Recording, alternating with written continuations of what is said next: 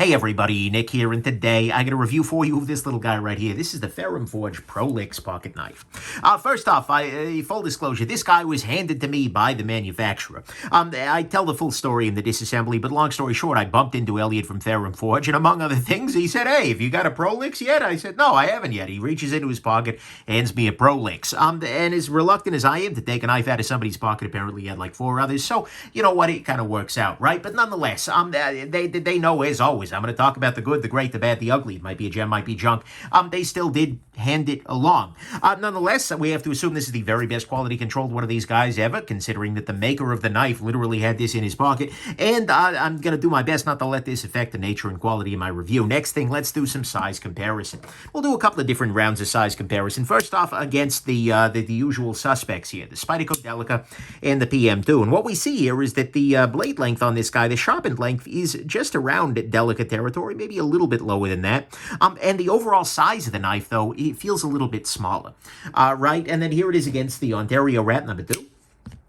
We see here is, a little bit smaller. But yeah, there's that. And then I actually want to compare it against a couple of other Ferrum Forges that have come across my table lately. This is the Stinger, which is one of my very favorite releases from 2020, and a really, really excellent piece. Here is the Civivi Odium, which is a design that's kind of a shrunken Ferrum Forge Malice, which makes sense given the name, right?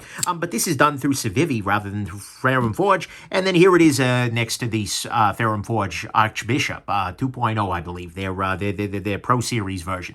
So what we see here is this is kind of right in the middle of their lineup and has a bunch of their design language. Next thing, what is this guy? What is the Prolix? Well, Prolix, of course, is me, somebody who uses too many damn words, right? But Prolix, in this case, is a knife from them, and it is in their, it's overseas made by We Knives, I believe, but it is sort of a micro Master Blaster in a lot of ways. It's not exactly the same as the Master Blaster. In fact, a number of the little design touches are different and such, but it is very much a smaller Master Blaster there, and that's cool. And this is the carbon fiber version. We see carbon fiber scales here.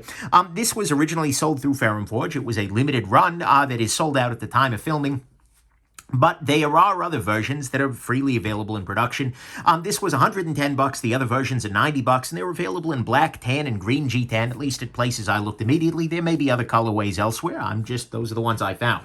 So anyways, that's the Prolix. Let's go on ahead and jump into the good, the great, the bad, and the ugly of this very interesting knife. So the good side, to start with, I like the size, right? I got some bias, but a small size is a wonderful thing, and especially coming in under 3 inches is going to make this legal in a lot of places, which is nice, and so I appreciate that very much. It also carries very nicely. It's relatively small, with a relatively small pocket pecker on the end there, pecking on whatever's in your pocket. It works out. It's a nice little piece to carry. It's also got some very nice details here. I mean, one of those nice details is the clip.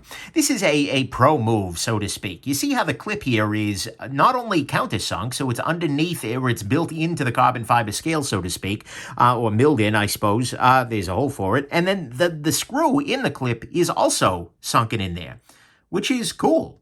That's actually really cool. I appreciate that a whole lot because it means that you're going to be able to get the full breadth of your pants in there, so to speak, which is good. Makes that a lot better. The pivot on this guy is captive, which means this isn't going to turn anywhere. It's got this triangular-ish deltoid. I don't know what the heck to call this shape, but whatever it is, geometers, help me out here.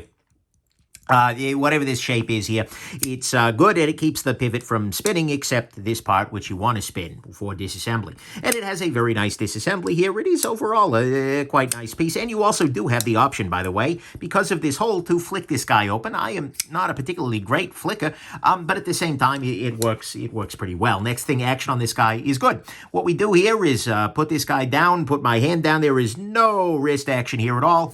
And it flicks absolutely reliably. Beautiful thing. And it's got a very nice little detent. It's got relatively smooth action, etc. Can't argue with that. Next thing on this guy, the blade on this is pretty nice. We've got ourselves a reasonably thin little blade here, coming down to a pretty thin edge, and the steel on this is Nitro V. Nitro V is kind of similar to ABL steel. It's a pretty tough little steel, and it's got pretty good performance. It's one of those steels that's good to go for everyday carry, in my estimation, at least.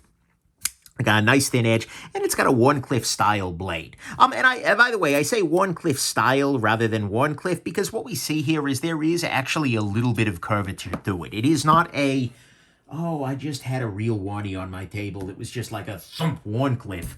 It's not the sound it makes, of course, but nonetheless, there are one-cliff blades that are straight flat across the bottom there. This is not, but nonetheless, it's got a one-cliff style profile, and that can be very nice because you've got that tip in there, which is really good for utility cutting, for boxes, that kind of thing, as well as cutting down through things onto a surface.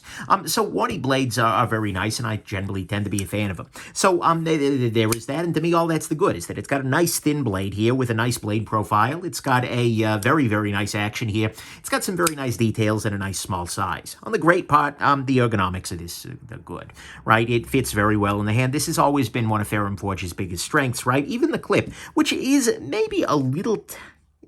It's a hot spot, but only one that I would complain about, if that makes sense to you, right? You can kind of feel it. It's pretty good in the hand, right? This works well. You have a really good grip on it. You've got this jimping on the top here, keeping it put in your hand. This is pretty nice in the hand. I got no objections with that whatsoever. And Ferrum Forge has, again, done a very nice job, ergonomically speaking. On the bad, and so to me at least that's what's great, the ergos are pretty damn solid. On the bad side, to start with, this does have a feeling of sort of familiarity, and what I mean by that is it feels a lot like a lot of the other knives that are coming out lately. With the slightly shadow box liners, with the G10, etc. If this weren't a Ferrum Forge logo, I could call this a Civivi very, very easily, right? It would feel very much like that. And, honestly, the design, and considering this is also a Ferrum Forge, I don't really see the major distinction there, aside from maybe the steel, between this, and as a result, it ends up standing out a little bit less, right? This ends up feeling a little bit more like a lot of what we've got coming out of Civivi, a lot of what we got coming out of CJRB, the other kind of Chinese budget brands, really. It's not distinguishing itself in any particularly strong way. The downside, though, is that the prices on these guys are distinguishing themselves from that market in a pretty serious way, and this is probably the worst thing about the piece. And by the way, there aren't a whole lot of things wrong with this. It's a pretty honed design, right? But the bad side about it is that the prices are definitely up there. $110 for the carbon fiber is a little much, right? Nitro V is a solid steel, and it definitely beats some of the stuff you're going to be seeing on your Civivis, on your CJRBs of the world, right? But at the same time, it's getting to be up there. And similarly, the Mini Archbishop was $80, and given that was 9CR rather than Nitro V, but still. And the Civivi Odium, by the way, which is in D2, is $59. I know that we're paying a premium for the steel here, but at the same time, especially as the market puts out more and more and more of these liner locks with G10 on top of them, and especially as Ferrum Forge themselves do it, it makes it a little bit harder to stomach a price in the $90 to $110 range for a piece like this. We'll talk a little bit more about that later on, but I just feel like this feels a lot like a Civivi, but it's not priced like one. And so I'm gonna make an affordance for steel, but that's the issue to me. And so to me, all of that is just the bad, is that it ends up feeling rather Civivi-ish, and the prices are not. Nothing particularly ugly here, so let's go to the final conclusion. And it's a nice little knife, right? It's relatively small, got some nice details, a great action, solid price point, great blade. Very, very nice ergos. I mean, it's kind of... The issue here is that the price point, I kind of keep going back and forth on it, right? Because it depends on the steel entirely. This knife in D2 steel would be a $35 knife, right? It would not be a particularly anything jumping out at you. Nitro V is a big step up, right? So I can understand the price. I don't feel it's necessarily a bad point, but at the same time, the issue with this knife isn't... Here's a way to think about it. The issue with this knife isn't the price, but it's the competition. I can see this knife in Nitro V being $90 or $100 or whatever. I can totally see that in the same way that I saw the Stinger. And yeah. But the problem is that even though the design is fine, the steel is nice, it's absolutely solid. Could it serve somebody well? But it feels a lot like a Civivi, and it would be a lot cheaper if it was. It would probably be in D2 or 9CR or something like that.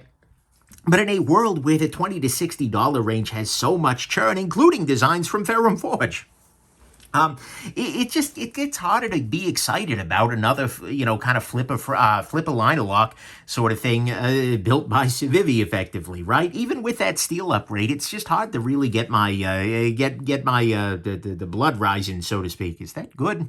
I think that's supposed to be good. We're going to call that a good thing, right? But it's harder to get excited even with that. And these days, I would say design more than ever is everything, with so many new options. I mean, I wake up in the morning, and between the time I get out of bed and the time I get coffee, there have been 4 new knives released in the $30 to $45 range, right? Design is the thing that sets things apart. And for me, the Stinger was absolutely a design that just jumped out. It was a design that really distinguished itself. And I feel like this one maybe a little bit less so. And so the massive wealth of options out there, especially at lower prices, start to look attractive. The Nitro V is good, and if you're looking for a warranty, I can see that, but the design on this guy isn't exceptional enough to make it stand out from the crowd of Civivis that are built, let's be real here, by the same factory, right? So overall, my feelings on this guy are kind of positive, but it may not feel that way. Like, this is a good knife. Really, the only thing I can complain about is the price point, and even then, it's only against the competition. It's only in a market that is oversaturated. It is very nice. It'll serve you very well. I could hand this to somebody, and it would be a great first and only knife for them. This could be something that would be absolutely excellent. And so it's a good knife, and particularly if you want a nice little warty blade in a relatively stainless modern steel, I can see this appealing. And so I just don't know. If you like the knife, then you pay the money for it, right? And if it's not jumping out at you, then you don't. That's the way it goes. And so I should probably just end this review before I get even more needlessly prolix. Okay, anyways, hope this has been interesting to you, and have yourselves an absolutely wonderful rest of your day. Bye now.